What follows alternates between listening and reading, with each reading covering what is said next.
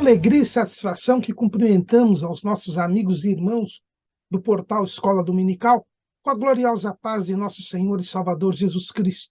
Estamos dando início a mais uma pré-aula, esta ferramenta que o portal Escola Dominical disponibiliza no início da semana para que os irmãos possam melhor preparar a sua aula da Escola Bíblica Dominical. Leiam a revista das lições bíblicas, assistam a esta pré-aula, leiam o nosso texto de apoio que nós publicamos no site do portal Escola Dominical. Alguns irmãos têm dificuldade em acompanhar a nossa aula porque dizem: o senhor não repete a revista. Não repito mesmo. O propósito do portal Escola Dominical é trazer subsídios complementares aos irmãos. Os irmãos já leem a revista, leem o texto, o livro de apoio, veem a videoaula do comentarista do trimestre. Então, o objetivo do portal Escola Dominical é trazer subsídios complementares à revista. Durante a semana, nós publicamos 5 ou 6 textos desta mesma lição no nosso site. Também publicamos textos de apoios e videoaulas de todas as faixas etárias do currículo da Casa Publicadora das Assembleias de Deus e também de outros currículos da Escola Bíblica Dominical.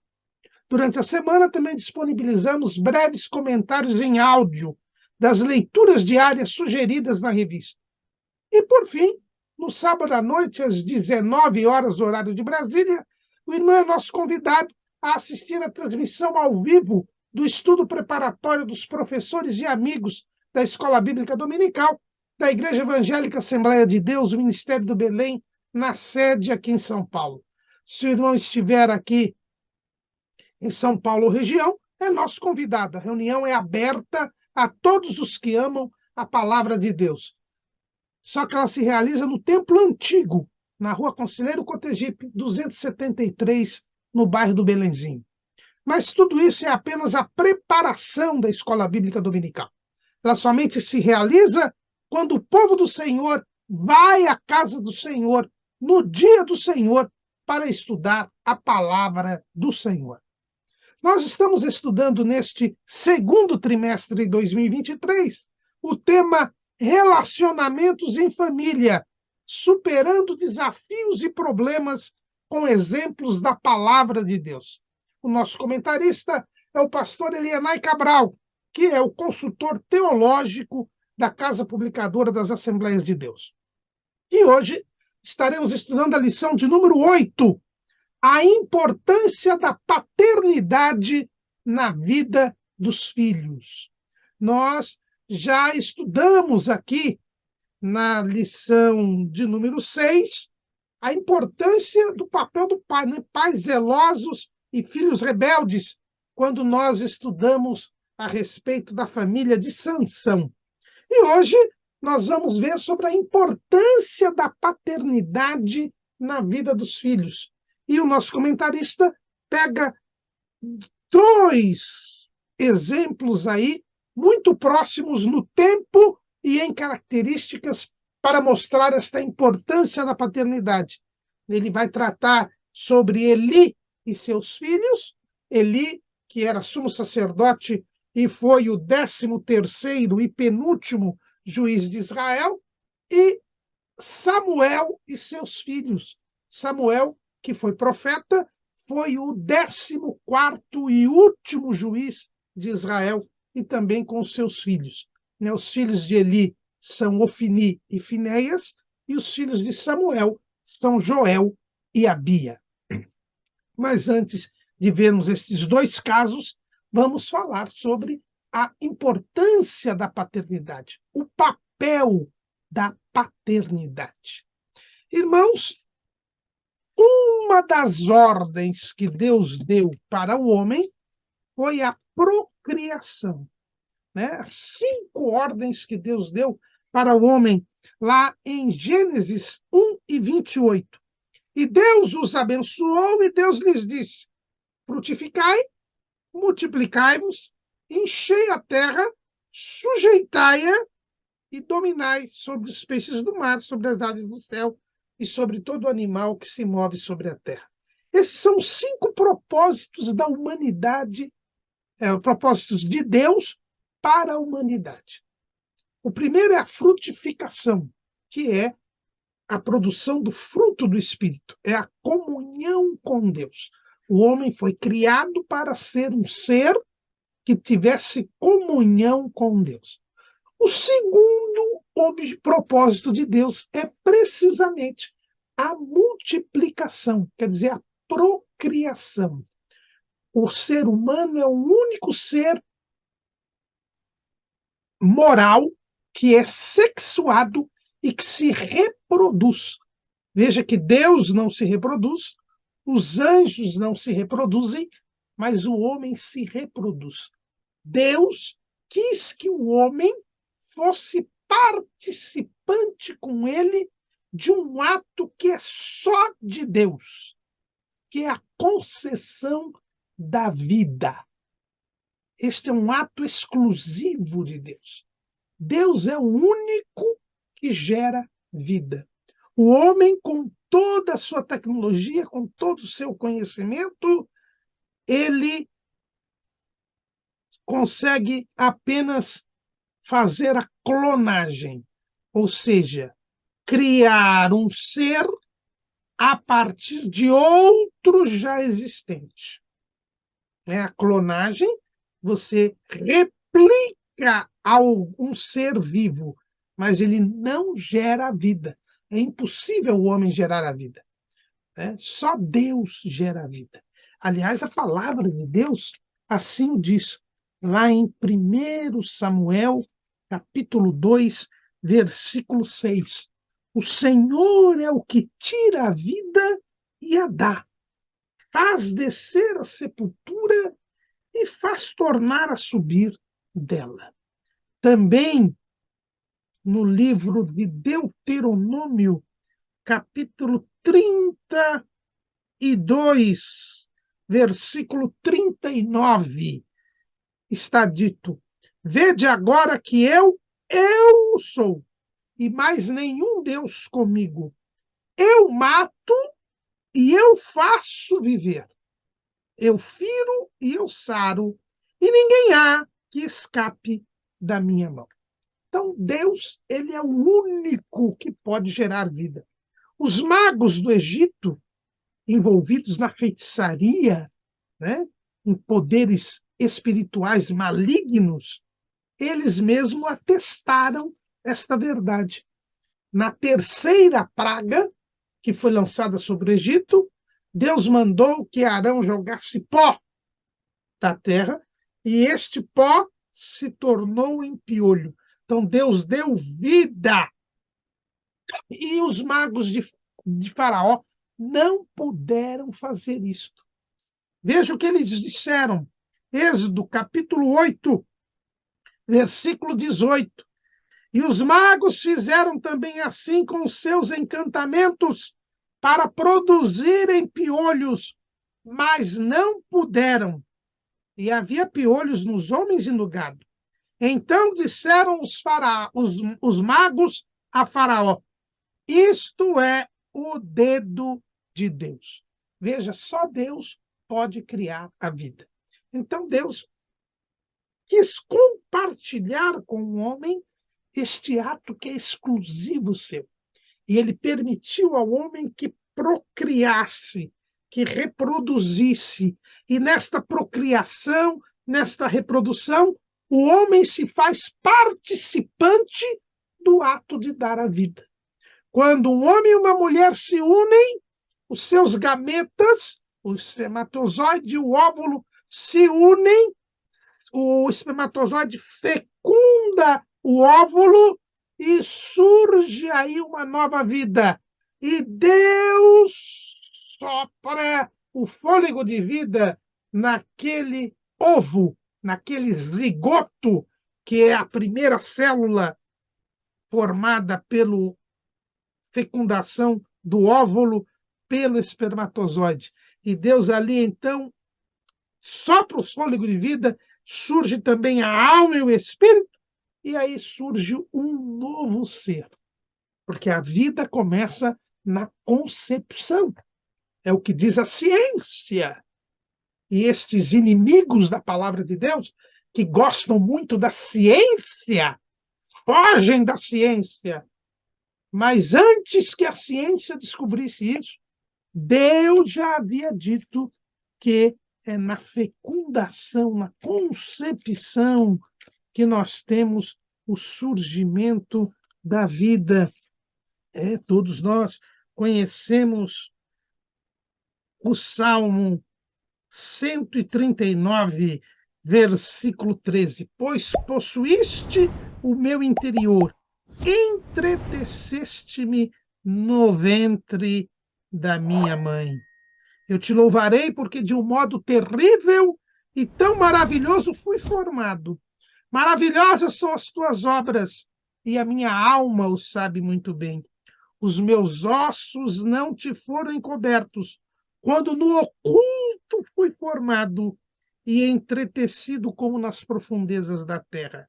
Os teus olhos viram o meu corpo ainda informe, e no teu livro todas estas coisas foram escritas, as quais iam sendo dia a dia formadas, quando nem ainda uma delas havia. Então, aqui eu li, o Salmo 139, a partir do versículo 13 até o versículo 16. Então, Deus quis que o homem participasse com ele deste ato que é exclusivo seu de dar a vida. É bem dentro do propósito de Deus de tornar o homem participante, companheiro dele. Este é o propósito de Deus. Por isso que Deus irá nos levar para a Nova Jerusalém, para que para sempre habitemos com ele e ele esteja no meio do seu povo. E quando ele deu a ordem da procriação, fazendo com que um homem compartilhe com este ato que é exclusivo seu de dar a vida, ele então cria a figura do pai. O pai, e quando eu digo pai aqui, eu estou falando tanto o pai quanto a mãe, os pais, eles são coparticipantes do ato da geração da vida, que é um ato de geração de Deus.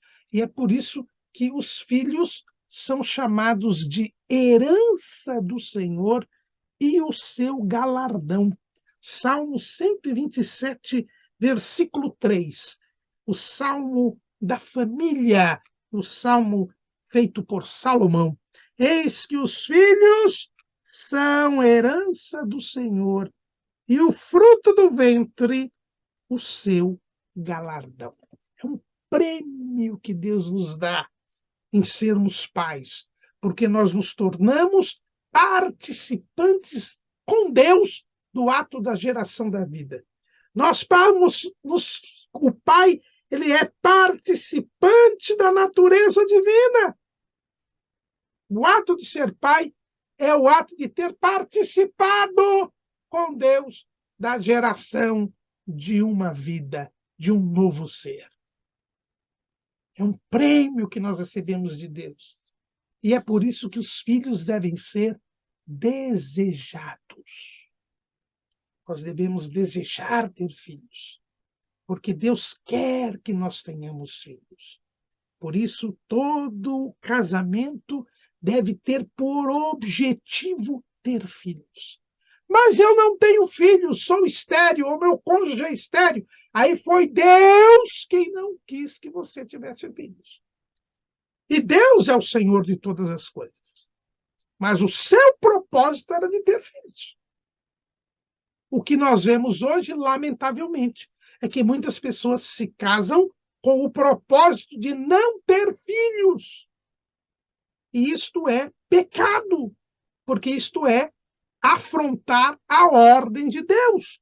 Frutificai e multiplicai-vos e enchei a terra. Então nós devemos entender que a ordem de Deus é para que nós tenhamos filhos. E isto é um prêmio, isso é um privilégio, porque nós nos tornamos participantes da natureza divina. Agora, se nós somos participantes da natureza divina na geração, nós também temos que ser participantes da natureza divina na criação dos filhos. Porque Deus, ele não apenas gera o novo ser.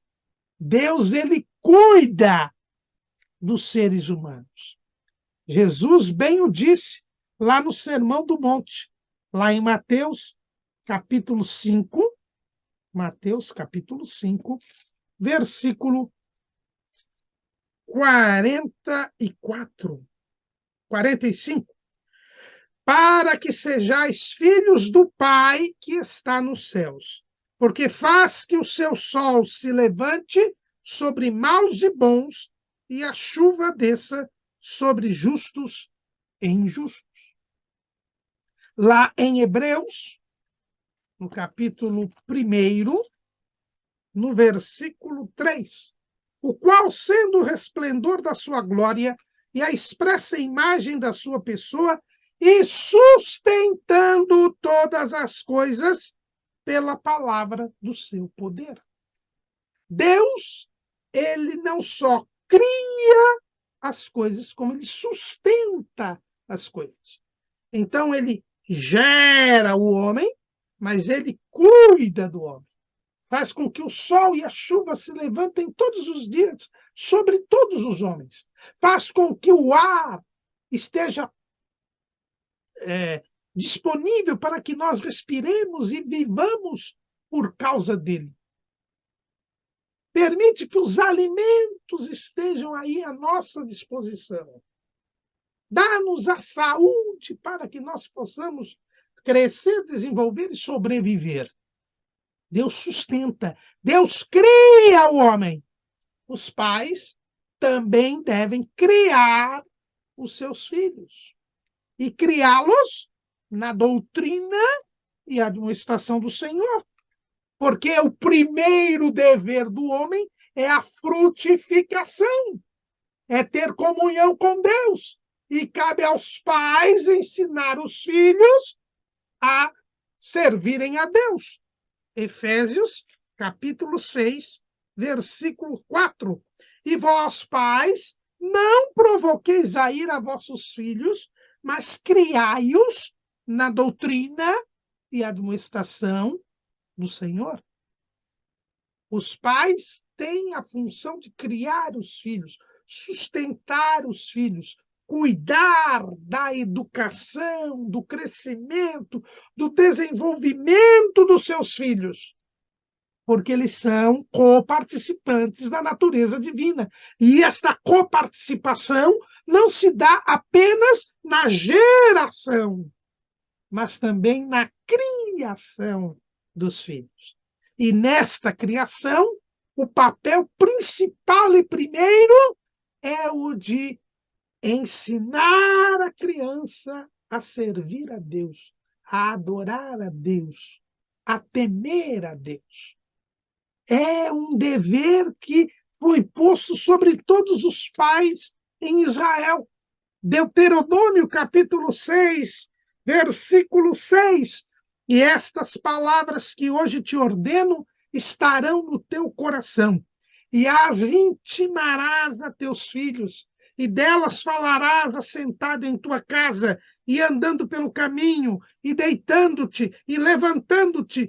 Também as atarás por sinal na tua mão, e te serão por testeiras entre os teus olhos, e as escreverás nos umbrais de tua casa e nas tuas portas. Isto é repetido em Deuteronômio, capítulo 11, versículo 18.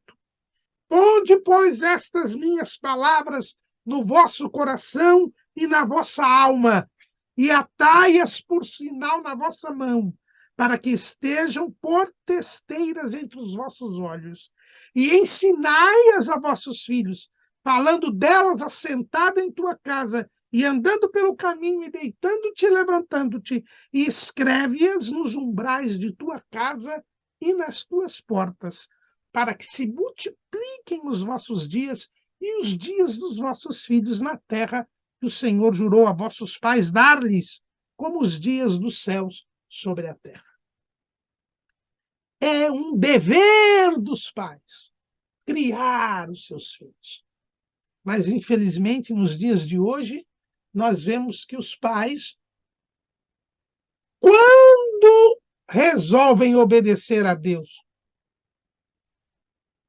e têm filhos, porque, como nós já dissemos, muitos hoje não querem mais ter filhos, e veja a desgraça que está a Europa e os Estados Unidos e muitos outros países.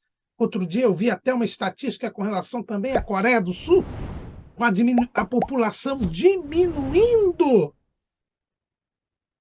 porque as pessoas não querem mais ter filhos. Quando esses resolvem ter filhos, são meros procriadores, porque não querem criar os filhos. Querem que os avós, a creche, a escola, criem os filhos, porque eles não têm tempo para criar os filhos. É algo terrível, irmãos, porque é uma ordem de Deus. É uma ordem de Deus. E nós temos que tomar cuidado com isso. Se não criamos nossos filhos, nós estamos pecando, porque estamos desobedecendo a Deus e criando uma série de problemas. Veja que Deus disse que se se o pai criasse o seu filho em Israel, ensinasse a ele a lei, haveria longevidade, que é vida longa e vida próspera, vida feliz, vida bem-sucedida. Mas quando não criamos os filhos, além de não termos a longevidade, isto é um tema que iremos explorar numa próxima lição, a lição de número 10, nós ainda não temos uma vida nem em quantidade, nem em qualidade. Nem em quantidade, nem em qualidade. E se não criamos os nossos filhos, nós teremos tristes momentos na nossa vida. Porque nossos filhos estarão desencaminhados, sem conhecer a Deus, envolvidos com o pecado e com o mundo, como nós já vimos na lição que falamos sobre os pais zelosos e os filhos rebeldes, na lição de número 6, porque se não criamos nossos filhos, os filhos que já têm a natureza pecaminosa entrarão desenfreadamente no pecado. E isso é terrível. Isso é fatal. Mas vejam, você criando seus filhos na doutrina da administração do Senhor, de Salomão, instrui o menino no caminho em que deve andar, e mesmo quando envelhecer, não se esquecerá dele. Ele pode até não servir a Deus por causa do livre-arbítrio, mas você o ensinou. E você estará garantindo a si longevidade e uma vida bem-sucedida para a sua geração. Os filhos devem ser desejados, mas também devem ser cuidados. Eles são a herança do Senhor. Nós iremos ter que dar conta dos filhos que Deus nos deu. Além do mais, o relacionamento entre pais e filhos é prescrito na palavra de Deus. Veja, a família, nós temos insistido aqui no trimestre, a família foi criada por Deus. Então é Deus quem dá as regras da família. O manual de funcionamento da igreja, da família está aqui, a palavra de Deus. E quais são as regras que Deus estabelece no relacionamento entre pais e filhos? Em primeiro lugar, que os filhos devem honrar os seus pais. Devem honrar, obedecer, temer. Temer não é ter medo, é ter respeito, ter reverência. E devem ajudar nas suas necessidades os filhos. É o primeiro mandamento com promessa. Né? Lá em Êxodo, capítulo 20, versículo 12, em Deuteronômio, capítulo 5, versículo 16, e Paulo menciona isso lá em Efésios 6, versículo 2. Honra teu pai e a tua mãe, que é o primeiro mandamento com promessa, para que te vá bem e vivas muito tempo sobre a terra. Por que devemos honrar os pais? Porque os pais são a primeira autoridade que nós temos na Terra. Todas as autoridades são constituídas por Deus, né? Diz Romanos, capítulo 13, versículo 1. Toda alma esteja sujeita às autoridades superiores, porque não há autoridade que não venha de Deus, e as autoridades que há foram ordenadas por Deus. E a primeira autoridade que Deus constitui sobre nós são os nossos pais. E de onde vem a autoridade dos nossos pais? Do fato deles serem participantes com Deus da nossa geração, da nossa criação. Os nossos pais participam com Deus, que é o Senhor de todas as coisas da nossa criação. Então, nada mais legítimo, nada mais natural que eles exerçam na terra autoridade sobre nós. Tanto que são eles que põem o nome sobre nós. E o ato de pôr o nome é o ato de autoridade.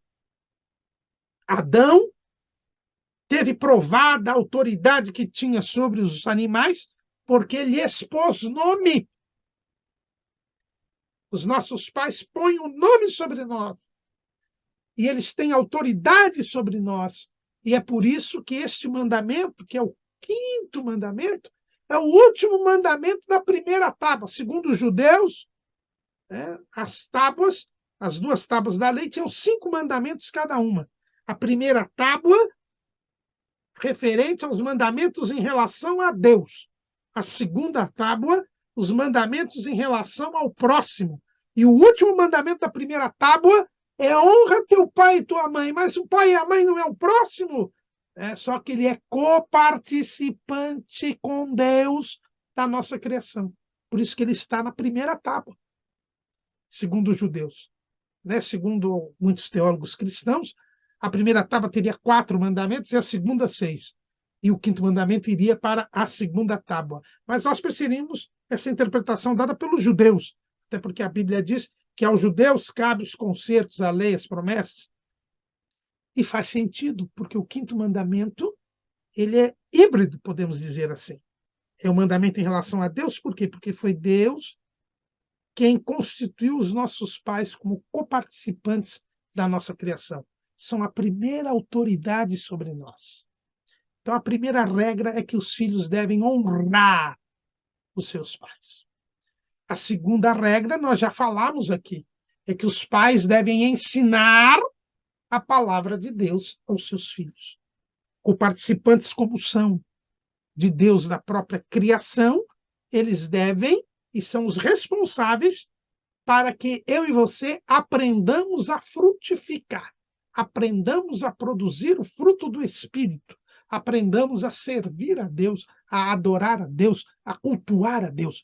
Vejam que, mesmo tendo pecado, o primeiro casal se desincumbiu deste dever.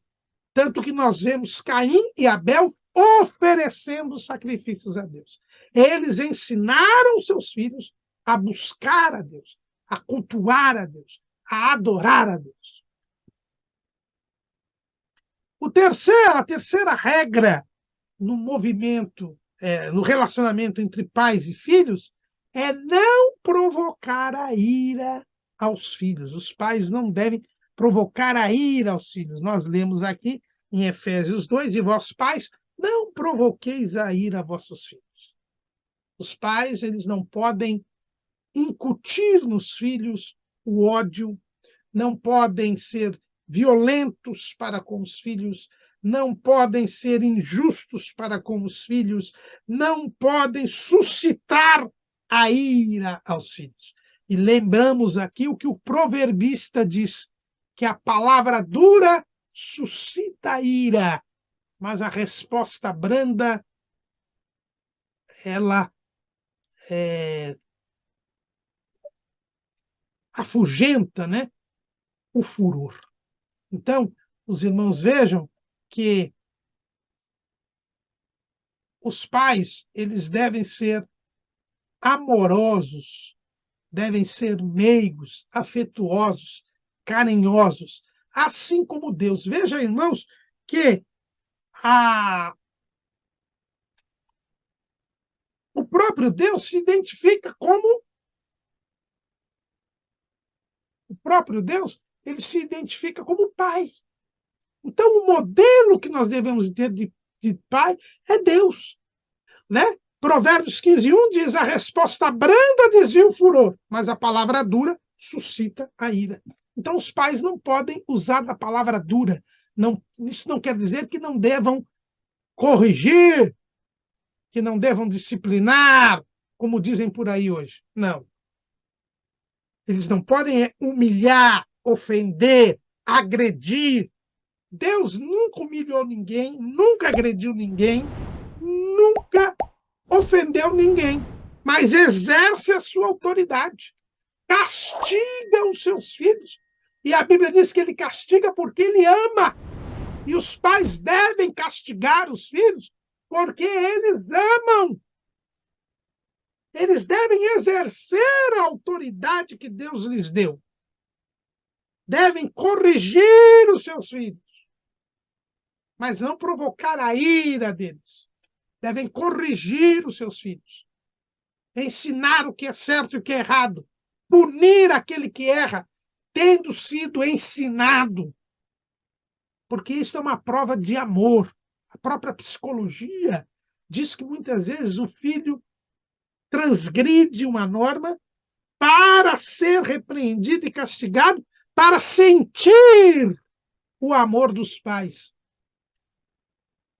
para sentir que é relevante para os pais, que os pais se importam com ele. Os pais devem corrigir os seus filhos, mas não provocar a ira aos seus filhos. Essas são as regras que Deus estabelece para os pais. E os pais, então, devem amar os seus filhos. E o que é o amor dos pais aos filhos? Amor, em primeiro lugar, amar, em primeiro lugar, é estar disposto a se privar do que for mais precioso em favor do filho. Os pais devem se sacrificar em favor dos filhos. O nosso Pai Celestial entregou o que tinha de mais precioso, que era Jesus Cristo, porque nos amou. Porque Deus amou o mundo de tal maneira que deu o seu Filho unigênito, para que todo aquele que nele crê não pereça, mas tenha a vida eterna. João 3,16. Os pais devem estar prontos a se sacrificar pelos filhos. Porque amor, irmãos, é comportamento. Nós, quando amamos a Deus, Jesus diz: quem quiser vir após mim, negue-se a si mesmo. Então, nós, pais, devemos nos sacrificar pelos filhos. Estar dispostos a abrir mão de tudo pelos nossos filhos. Em segundo lugar, amar é cuidar, acompanhar, estar ao lado, consolar. Amar é cuidar, acompanhar. Nós vimos que Deus cuida de nós. Pedro disse assim: lançando sobre ele toda a vossa ansiedade, porque ele tem cuidado de vós. Está lá em 1 de Pedro, capítulo 5, versículo 7. Deus tem cuidado de nós. Isso é uma prova do amor que ele tem para conosco. Os pais devem cuidar dos seus filhos. E cuidar não é apenas trazer alimento, é dar afeto, estar presente, dar orientação, acompanhar o crescimento, acompanhar a socialização. Isto é cuidar. Não é simplesmente dar um presente caro e nem conversar com ele, nem saber com quem ele anda. ser uma pessoa ausente na vida do seu filho. Amar também é corrigir, como a gente já viu, né? A Bíblia fala, lá em Hebreus, que Deus castiga porque Ele ama. Hebreus, capítulo 12, versículo 6. Porque o Senhor corrige o que ama e açoita qualquer que recebe por filho. Se suportais a correção, Deus os trata como os filhos. Porque que filho há a quem o pai não corrija? Mas se estáis sem disciplina, da qual todos são feitos participantes, sois então bastardos e não filhos. E quem não corrige o seu filho, quem não castiga o seu filho, trata o seu filho como um bastardo, quer dizer, como um filho ilegítimo, um filho sem qualquer compromisso. É o que o mundo quer que nós façamos hoje. Hoje, esse espírito do anticristo, esse mistério da injustiça que está aí envolvendo o mundo, ele não quer e ele tem lutado contra os pais corrigirem os seus filhos. Por quê? Porque não querem que os filhos se sintam filhos. Quer que os filhos se sintam bastardos. Não quer que haja um relacionamento entre pais e filhos. Por quê? Porque por trás disso está uma ideologia que quer que o Estado tome conta das pessoas. É o governo do anticristo que vem aí, que não quer que haja a família, porque a família é obra de Deus. Como eu disse, amar é demonstrar afeto, é buscar sempre o melhor para o filho, e amar também é interceder. Vejam Jó. Jó todos os dias intercedia pelos seus filhos. Pedia a Deus por eles. Porque os pais, e principalmente o pai, ele é o sacerdote do lar. É ele quem tem que ensinar os filhos a servir a Deus. É ele quem tem que levar os filhos a Deus. E é ele quem deve interceder, pedir a Deus por eles. Ensinando a palavra e depois pedindo a Deus que os guarde, que os mantenha fiéis, que tenha um relacionamento com eles. Isto é amar. O pai que não se importa com o filho, né? O pai que não ora pelo filho, que o pai que não ensina o filho a orar, não é pai. Não é pai.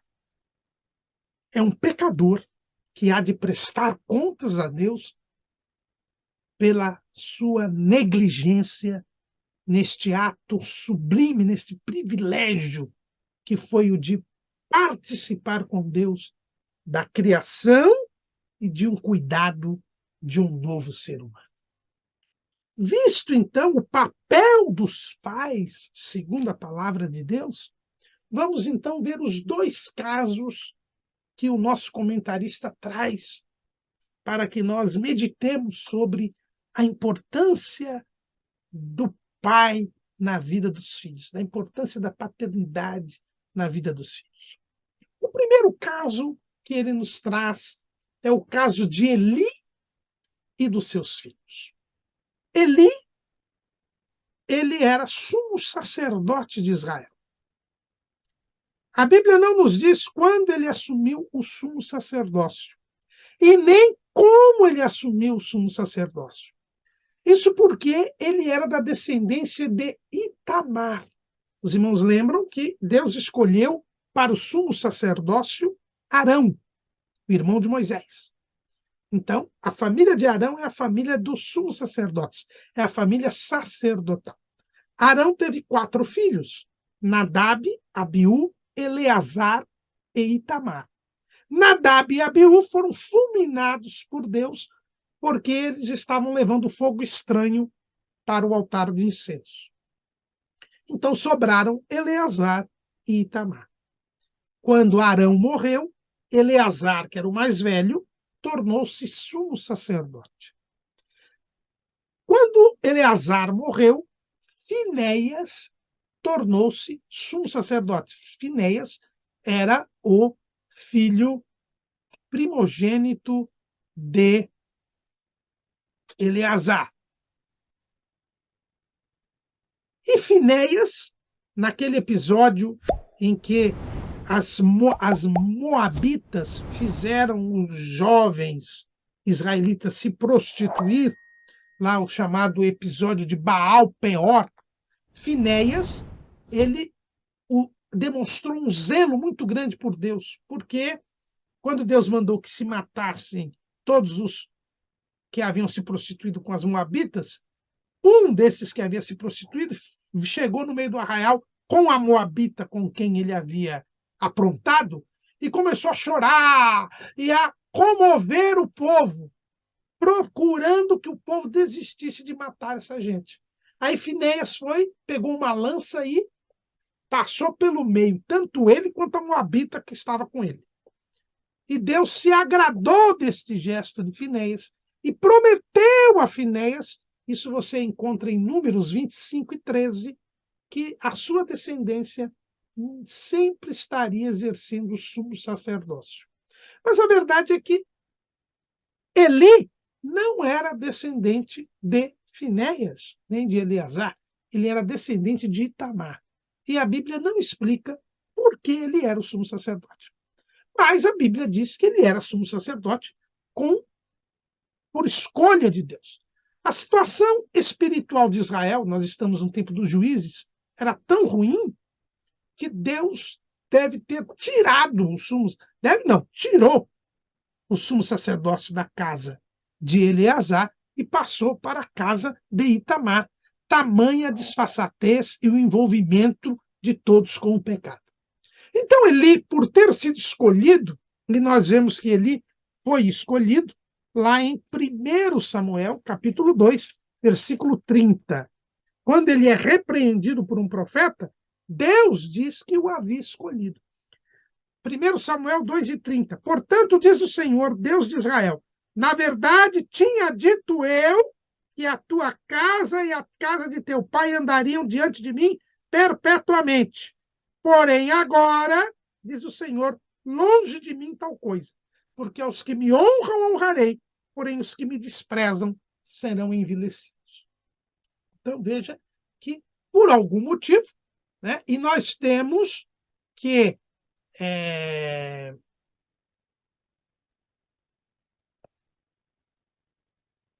Eli era da casa de Eleazar, e você encontra isso lá em 1 Crônicas, capítulo 24, versículo 2. Aliás, perdão, você encontra que ele era da casa de Itamar, lá em 1 Reis, capítulo 2, versículo 27. 1 Reis, capítulo 2, versículo 27.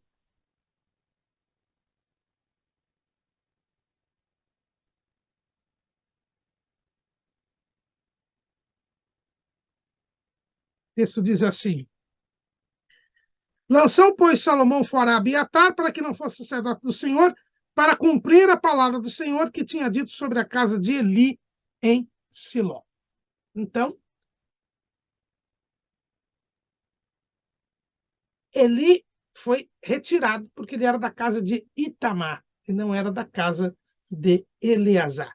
E na genealogia dos sumos sacerdotes ali você vê que ele não está da descendência de Eleazar.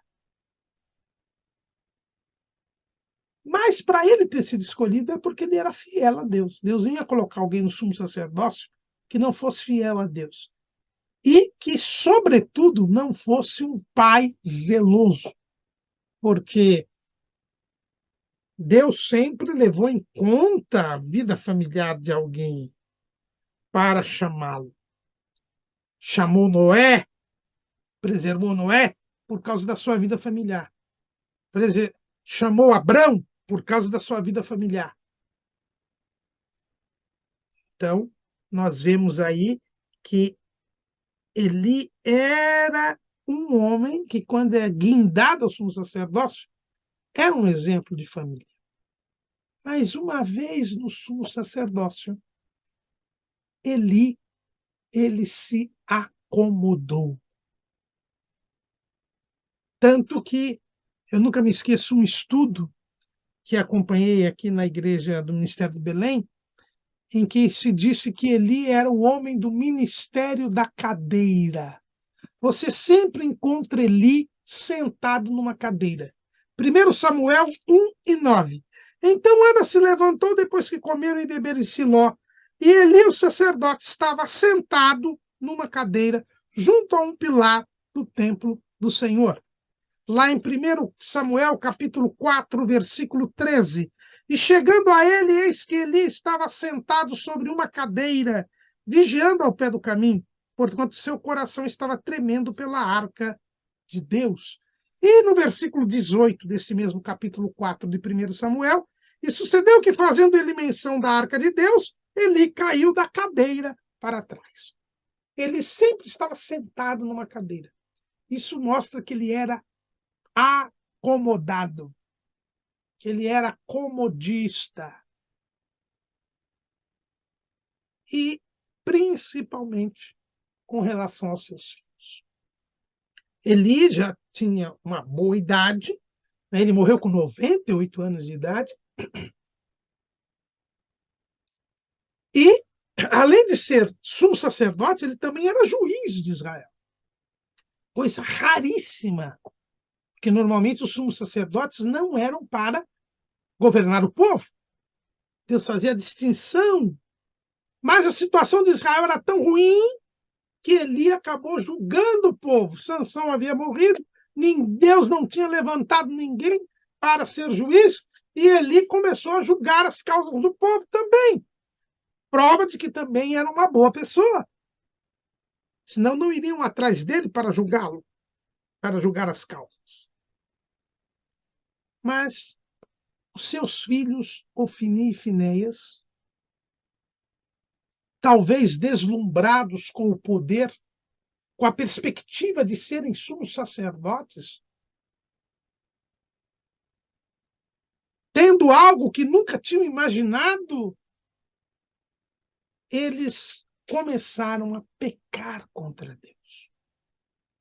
A Bíblia diz que eles eram filhos de Belial, quer dizer, filhos do maligno, pessoas más, pessoas que pecavam deliberadamente, pessoas sem temer a Deus. Essa expressão filho de Belial é uma expressão muito forte na Bíblia. É como que se dissesse filho do diabo, pessoa que quisesse realmente pecar, que não tinha nenhum temor a Deus. É o que a Bíblia diz, 1 Samuel 2:3. Eram, porém, os filhos de Eli, filhos de Belial, e não conheciam o Senhor. Eli não os educou? Não, Eli os educou, os ensinou a ser sacerdotes. Eles contemplaram a escolha de Eli para o sumo sacerdócio, mudando a casa do sumo sacerdote, tirando da casa de Eleazar para a casa de Itamar. Eles tinham consciência disso, mas eles não queriam servir a Deus. Eles não tinham intimidade com Deus. Por isso que eles não conheciam o Senhor. Eles não quiseram servir a Deus. E Eli, com a experiência que tinha, e nós vemos a experiência que ele tinha quando Deus começa a falar com Samuel. E Samuel vai perguntar para Eli, e Eli discerne que é Deus querendo falar com Samuel. Era um homem que não era neófito, não. Era um homem que tinha conhecimento das coisas de Deus, que tinha experiência com Deus. E, naturalmente, percebeu que os seus filhos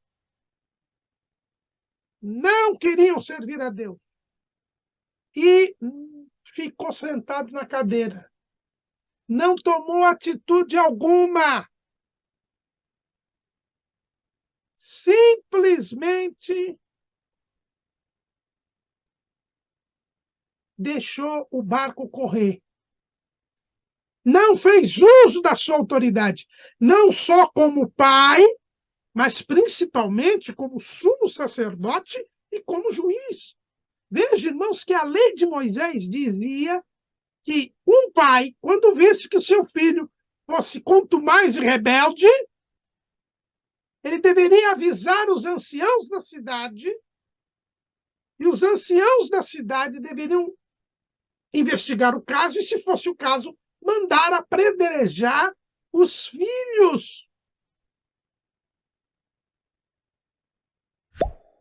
Está lá em Deuteronômio 21 e 19.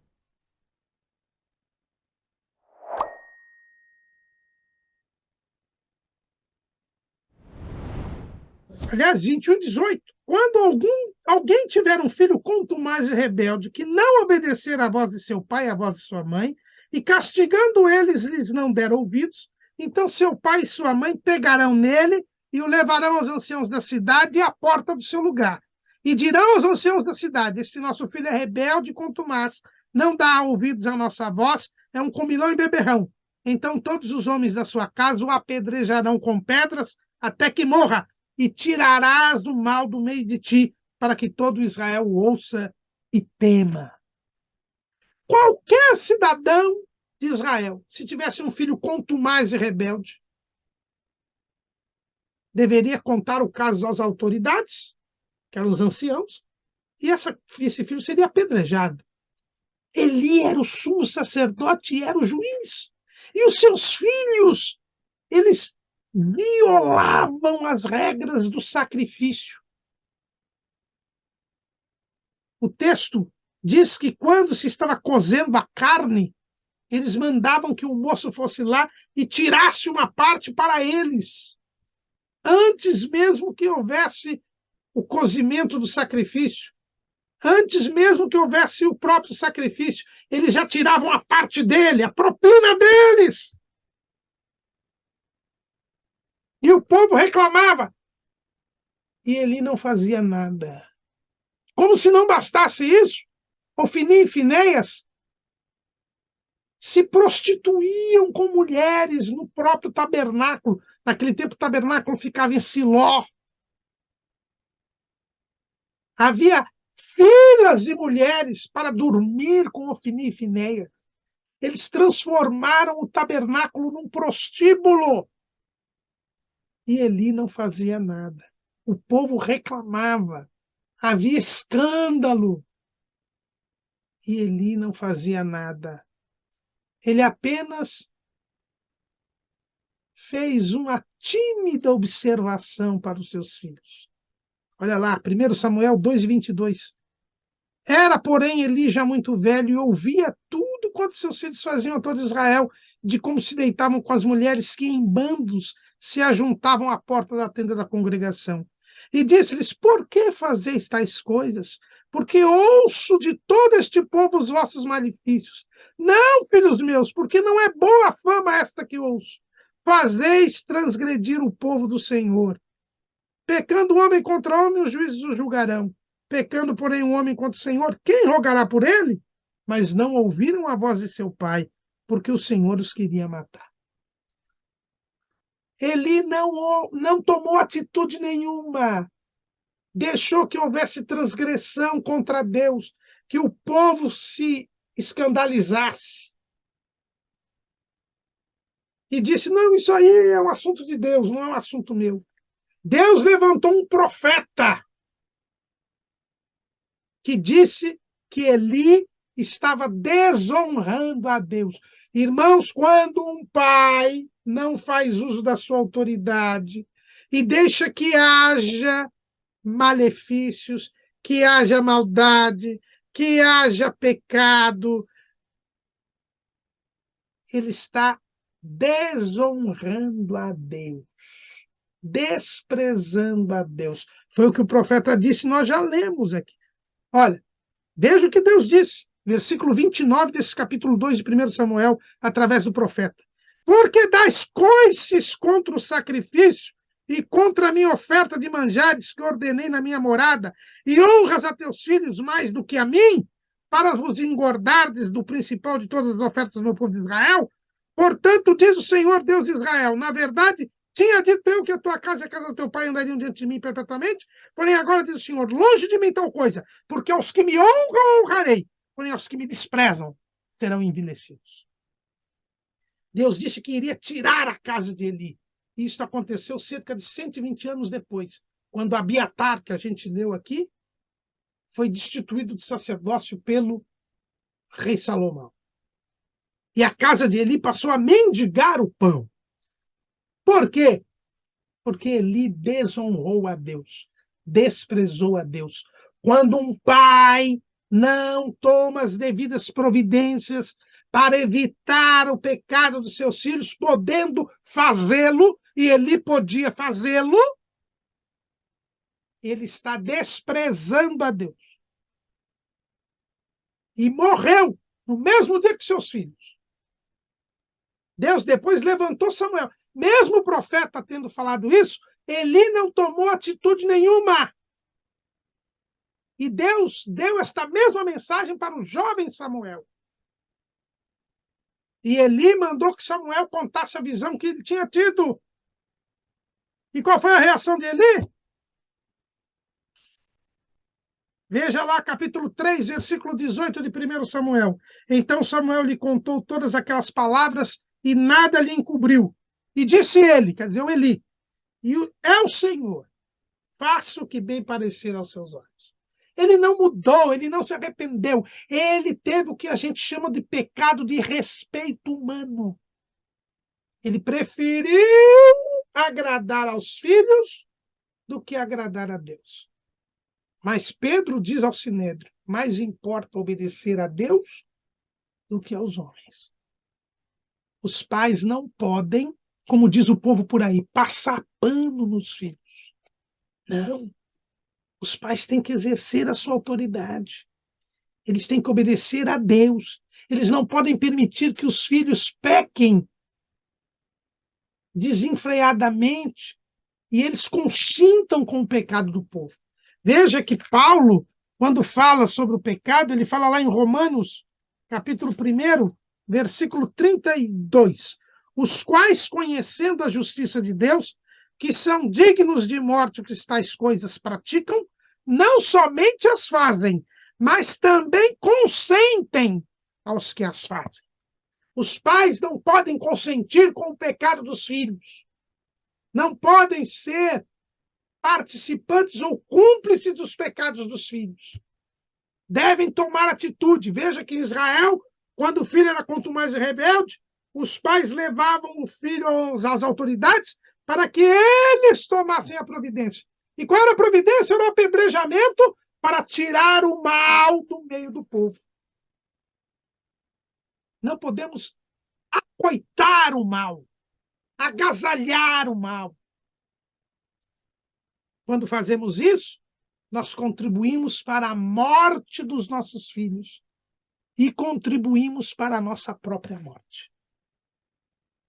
Aqui foi fisicamente, por causa do seu comodismo, da sua inatividade, Eli preferiu honrar os filhos errados, consentindo com o pecado deles, do que adorar a Deus, do que servir a Deus. Morreu. Na cadeira caiu e morreu.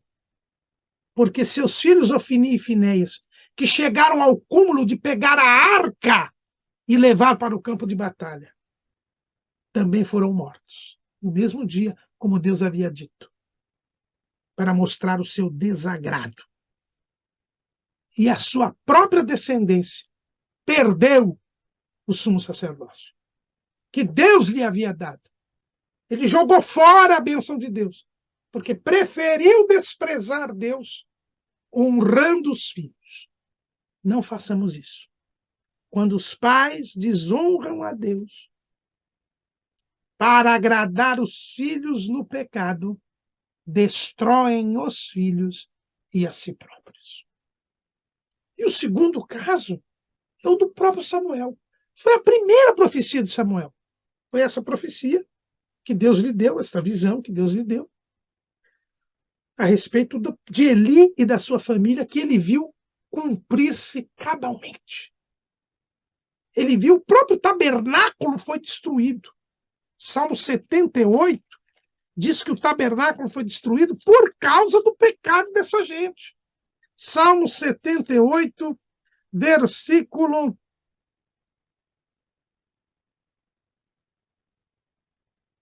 57. Mas tornaram-se atrás e portaram-se alaivosamente como seus pais. Viraram-se como um arco traiçoeiro, pois lhe provocaram a ira com seus altos e despertaram-lhe o zelo com as suas imagens de escultura. Deus ouviu isto e se indignou, e sobremodo aborreceu a Israel, pelo que desamparou o tabernáculo em Siló, a tenda que estabelecera como sua morada entre os homens. Samuel viu isso, viu o fim do tabernáculo em Siló, viu a morte de Eli e dos seus filhos Ofni e Finéias, por causa da inação, da inatividade de Eli. E Samuel, irmãos, que a tradição diz que foi quem escreveu o livro de Juízes, e no livro de Juízes nós vemos que o autor, que a tradição diz que foi Samuel, percebeu que aquela tragédia espiritual do tempo dos juízes tinha dois fatores. O primeiro, os pais não ensinavam os filhos na lei do Senhor. Aí, quando os filhos cresciam, se envolviam com a idolatria, porque eram influenciados pelo povo que vivia no meio deles e pelos povos vizinhos. Segundo, porque quando Deus levantava um juiz, o juiz morria, o juiz libertava o povo passava a servir a Deus, mas quando o juiz morria, não tinha sucessor. E aí, como os pais não tinham ensinado a lei aos filhos, e sem o juiz para levá-los a servir a Deus, o povo voltava ao pecado de novo. Está lá no capítulo 2 de Juízes. Então, Deus deu a Samuel esse discernimento espiritual. Ele sabia que era preciso que os filhos fossem ensinados na lei do Senhor. Por isso, já que os pais não estavam fazendo isso, ele criou as escolas dos profetas, que eram locais onde se ensinava a lei de Deus. E a partir dali, Israel passou a ter uma instituição que ensinava a lei de Deus e procurava suprir as falhas dos pais. Isso deu tão certo que, dali para frente, não houve mais aquele caos religioso generalizado. Não quer dizer que Israel melhorou, ficou bom. Não, mas quer dizer que melhorou. Então, Samuel certamente ensinou seus filhos a palavra de Deus. Porque ele sabia das consequências da falta do ensino da palavra de Deus. Só que quando ele fica velho, sabendo que ele morrendo, o povo ia ter que esperar um juiz, ele então resolve colocar os seus filhos, que ele havia ensinado, que ele havia doutrinado na palavra de Deus, para ser juízes no seu lugar. Na cabeça de Samuel, quando ele morresse, os seus filhos já eram juízes, não haveria mais aquele problema da falta de uma liderança para conduzir o povo a Deus. Já tinha as escolas dos profetas, e assim a situação estava resolvida. Pensou bem Samuel, mas não pensou na direção de Deus. Porque ele mesmo escreve no livro de Juízes que quem levantava os juízes era Deus. Mas a Bíblia diz que quem pôs esses juízes foi Samuel. Capítulo 8, versículo 1 de 1 Samuel. E sucedeu que, tendo Samuel envelhecido, constituiu a seus filhos por juízes por Israel. Por juízes sobre Israel. Ele se pôs no lugar de Deus. Ele não tinha esse direito. Ele honrou mais aos filhos do que a Deus também. Cometeu o mesmo erro de Eli.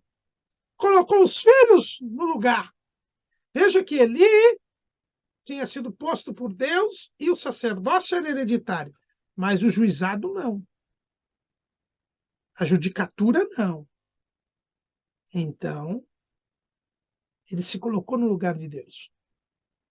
Ele praticou o que nós chamamos aí de abuso de autoridade paterna. Veja, Eli teve a omissão da autoridade. E Samuel teve o abuso da autoridade. Como pai, ele escolheu os filhos como juízes sobre Israel. Só que quem escolhe juízes sobre Israel é Deus. Em muitos meios eclesiásticos hoje, nós temos visto isso. Pais colocando os filhos no ministério porque são seus filhos, não porque são chamados por Deus. Pode Deus chamar filho de pastor para o pastorado? Lógico. Quem constitui pastores para a igreja é Jesus, e Jesus escolhe quem quer. Mas é Jesus quem escolhe, não o pai. Isso é abuso de autoridade paterna. E qual foi o resultado disso? Joel e Abia se deslumbraram com o poder e começaram a perverter o juízo. Aceitavam suborno, se inclinaram à avareza, se corromperam. E o que fez Samuel? Nada. Samuel não fez nada. Não tomou nenhuma providência. Repetiu o erro de Eli. Primeiro havia abusado da autoridade. Agora se omite. E a situação chegou a um estado tal que os anciãos chegaram a Samuel e pediram um rei.